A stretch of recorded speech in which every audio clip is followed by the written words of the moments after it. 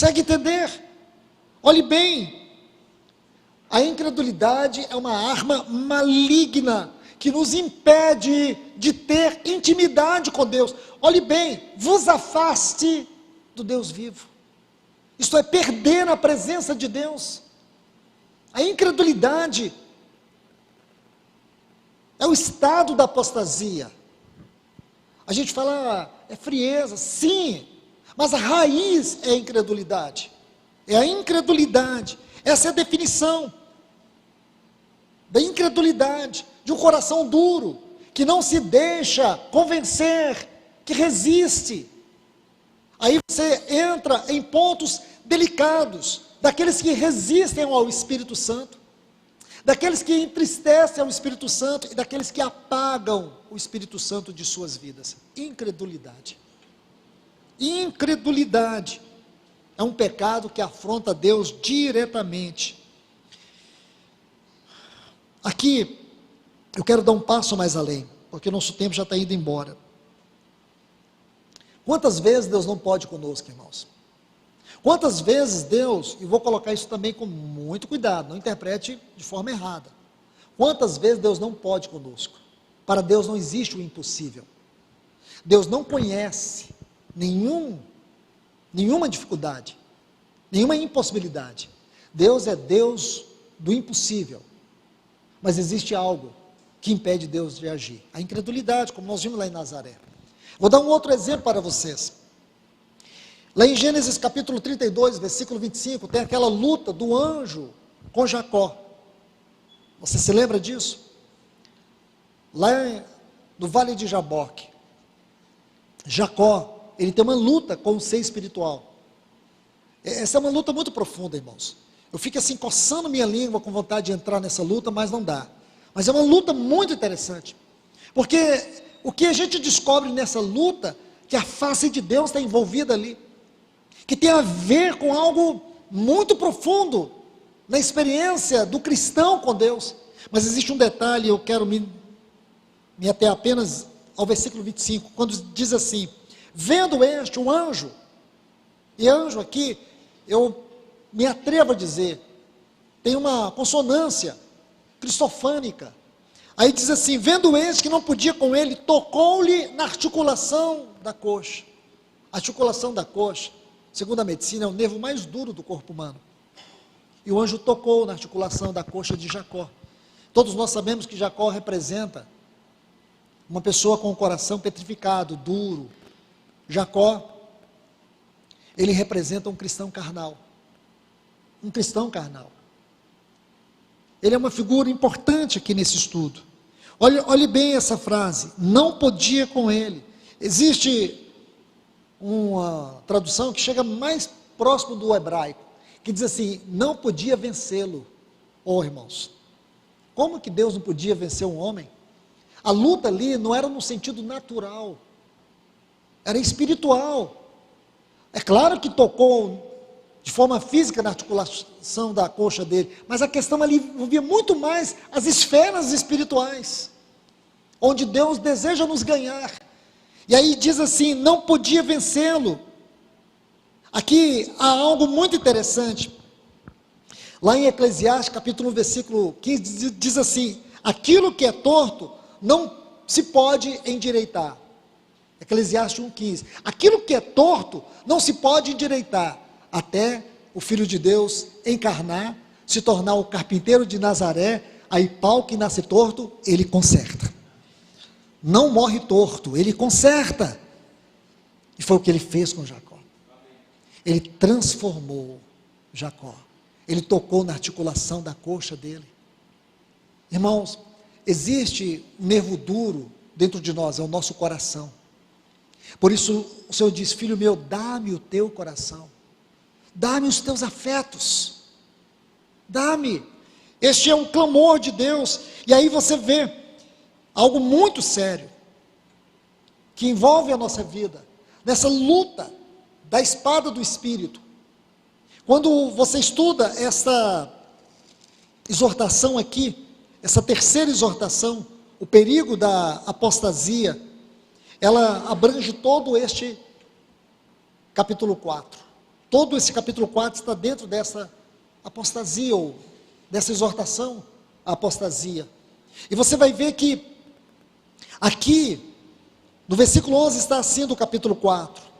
Portanto, esforcemo-nos por entrar naquele descanso, a fim de que ninguém caia segundo o mesmo exemplo de desobediência. Vou pegar esse texto. Porque, irmãos, algo muito sério aqui, o assunto do capítulo 4, se você for notar, vai falar do descanso de Deus, e que resta um descanso para o povo de Deus. A figura aqui toda está centrada naquela peregrinação do deserto, porque Deus deu a terra de Canaã para ser o descanso do seu povo, e Canaã é uma tipologia da plenitude de Cristo. Lá em Gênesis capítulo 2, versículo 2, diz que quando Deus encontrou satisfação na criação, naquele homem que ele havia criado segundo a sua imagem e semelhança, ele descansou, e Deus descansou no sétimo dia. Agora é claro que nenhum de nós aqui vamos pensar que Deus armou uma rede em algum lugar do universo e deitou e falou, nunca, irmãos. O descanso de Deus tem a ver com a satisfação dele. Deus encontrou satisfação na sua obra, de maneira que lá em João 5, Jesus faz um grande milagre, ele é censurado por causa desse milagre, porque era sábado.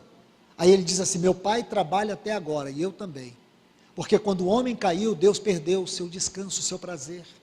Mas um dia veio um homem, Cristo Jesus, e o pai disse, este é meu filho, no qual me comprazo.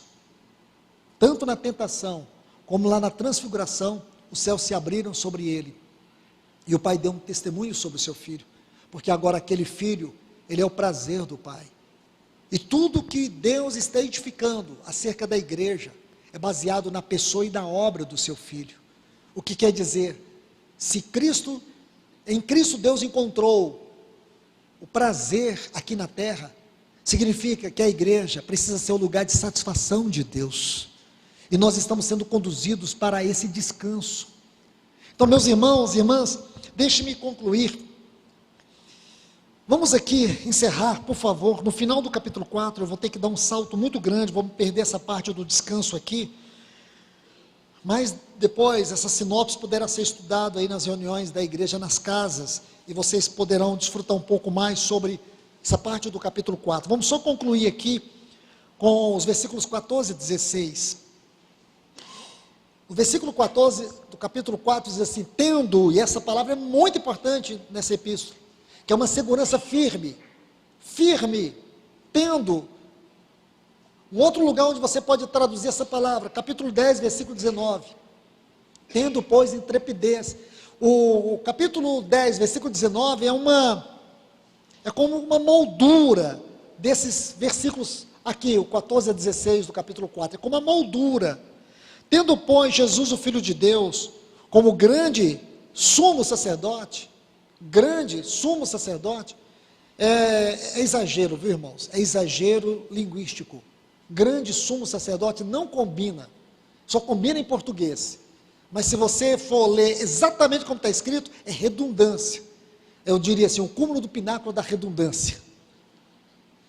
Mas ele está diante de uma verdade tão estupenda, que ele exagera na linguagem. É o grande supremo sumo sacerdote, é o grande supremo sacerdote, é assim que ele está dizendo. Aí ele diz que penetrou os céus, preste atenção, porque agora ele está dizendo, se você ler o capítulo 4, diz assim, resta um repouso para o povo de Deus. Irmãos, seria uma outra mensagem aqui, para nos mostrar que mesmo nessa condição que nós estamos vivendo, nós já temos um repouso. Escute, nós temos um repouso, você tem, mas o que impede nós de desfrutarmos desse repouso, é o coração perverso e incrédulo.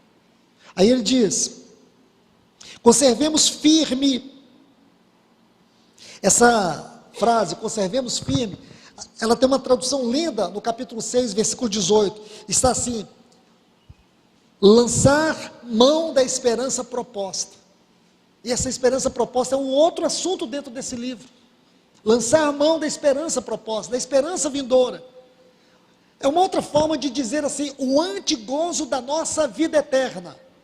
o antigozo da vida eterna. Essa esperança, porque a palavra esperança na Bíblia não tem a mesma conotação da palavra esperança do nosso dicionário. Essa palavra esperança aqui fala de uma experiência, é um desfrute antecipado, é uma parte do desfrute antecipado. Irmãos, eu vou dizer algo para vocês, com toda a reverência que é no meu coração, mesmo com toda a nossa fraqueza, mesmo com todas as limitações, mesmo com todas as dificuldades que nós temos, eu quero dizer para vocês, que nós temos o privilégio, não só de sermos filhos de Deus, não só de termos a salvação em Cristo Jesus, de ter o Espírito Santo de Deus habitando dentro de nós, de ter a palavra de Deus viva falando a nós, mas nós também já podemos desfrutar daquilo que é o antigozo da vida eterna. E como?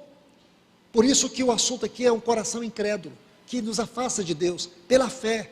Nós precisamos entender que nós já estamos com Cristo assentados nos lugares celestiais, como está em Efésios 2,6. E mais ainda, o que ele vai dizer no versículo 16, está em profunda conexão com o versículo 4, e no versículo 16 ele diz, acheguemo-nos. Nós podemos nos achegar. Por que nós podemos nos achegar ao trono da graça? Porque no versículo 14 ele diz, tendo a Jesus como nosso grande sumo sacerdote, nós só podemos entrar, e tenho a certeza que você pode entrar, quando você ouve um cristão, que é fiel a Deus, uma cristã, um homem, uma mulher, que ama o Senhor, e que diz assim, hoje eu falei com Deus, pode ter certeza que falou mesmo. Quando você ouve pessoas sinceras, na sua fé, dizer, Deus falou comigo, pode ter certeza, falou mesmo. Quando um cristão sincero diz, eu sinto uma presença celestial, muitas vezes no culto, muitas vezes em experiência, muitas vezes em situações, muitas vezes você sente um pouco do céu na terra, é isso mesmo, você sente, isso é verdade, isso é real, sabe por quê? Porque nós temos um grande sumo sacerdote, Jesus, que penetrou os céus, nós podemos nos achegar ao trono da graça. Compreende isso? Nós podemos nos achegar ao trono da graça. Isso não é religião, irmãos. Isso é realidade espiritual. Isso não é utopia, isso é verdade sim. Aí eu começo a entender essas irmãs. Eu começo a entender essas pessoas que sofrem amargamente. Ouvindo o testemunho de um irmão que perdeu o filho, 30 e poucos anos, companheiro do ministério com ele, que estava com a esposa grávida, com um filhinho, e ele morreu. Um câncer veio e o levou. Uma batalha de 11 meses. Mas por que aquele pai não desistiu? Disse, olha, não dá para continuar com Deus. Não dá. Porque durante 11 meses nós oramos e Deus não respondeu a oração. Ele escreveu um livro chamado assim, A Alegria, quando a alegria não vem. O choro dura a noite e amanhã também, e a alegria não vem. E aí? Ele escreveu um livro baseado nisso, irmão, nessa experiência linda que ele viveu, onde ele pôde experimentar o Senhor. Não é fazendo terapia. Não existe terapia melhor do que essa do versículo 16 aqui. Achegai-vos ao trono da graça. Não existe terapia maior do que você viver a vida cristã, não por vista, mas por fé. Isso é terapia celestial. Nós não precisamos de autoajuda, nós precisamos de ajuda do alto, ajuda do céu, ajuda do trono. O melhor psicólogo que você vai ter é o Senhor Jesus, porque Ele conhece a nossa alma, e não só isso, Ele conhece as fraquezas da nossa carne, e Ele foi tentado em todas as coisas, a nossa semelhança, mas o pecado não o venceu, e Ele se tornou a nossa vida, a nossa vitória e o nosso tudo. Vamos orar. Pai, nós te agradecemos